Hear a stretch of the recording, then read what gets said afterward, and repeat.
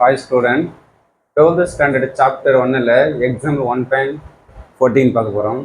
Reduce the matrix 0316 minus 025 4200 to a row echelon form.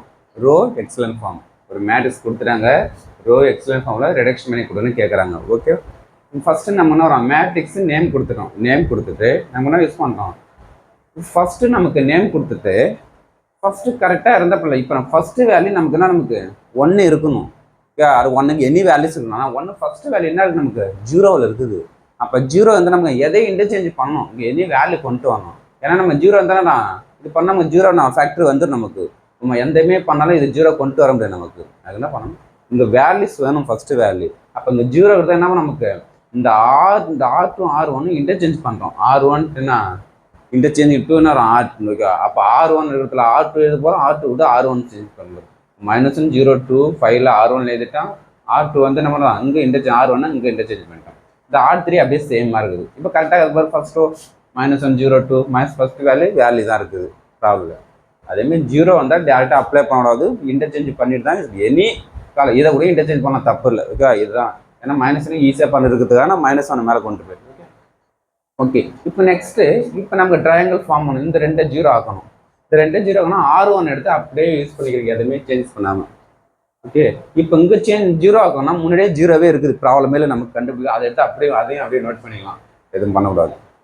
Next இதை zero ஆக்கணும். இதை zero ஆக்கணும் என்ன பண்ண, நமக்கு இதை என்ன பண்ணணும், 4ஆல் மல்டிப்ளை பண்ணி ரெண்டையும் ஆட் பண்ணால் ஜீரோ ஆகிடும். இது 4ஆல் மட்டும்னா -4 + 4 ஜீரோ ஆகிடும்.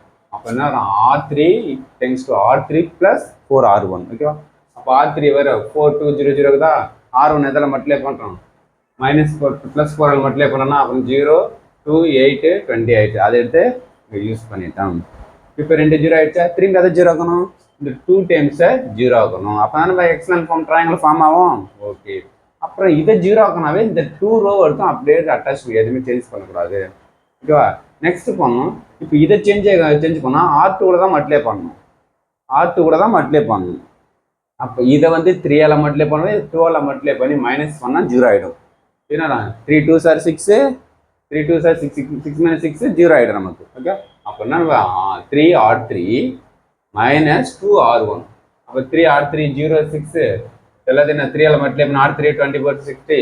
இது மைனஸில் பண்ணால் 0 -6 -2 -2. ஓகே, ரெண்டு நான் லெஸ் பண்ணால் 0, இது 22, இது 60. ஓகேவா? அப்போ நமக்கு என்ன வரும், எக்ஸலன்ட் ஃபார்ம் ஆயிடுச்சு. ரோ ரிடக்ஷன் ஃபார்மேட்டில் எக்ஸலன்ட் ஃபார்ம் ஆயிடுச்சு. therefore it is excellent form. Okay, row excellent form. Okay, row excellent form எதுக்கு ப்ராப்ளம்ல it is row excellent form. Okay, row மெத்தடில் எக்ஸலன்ட் ஃபார்ம் பண்ணிட்டான். இதுதான் very important. Just first 2 zero ஆக்கணும், second இதை zero ஆக்கணும். ஜீரோ ஆக்கணும்னா நமக்கு ஒரு ட்ரையாங்கிள் ஃபார்ம் பண்ணணும். ஃபார்ம் பண்ணாமல் result complete. Okay, thank you student.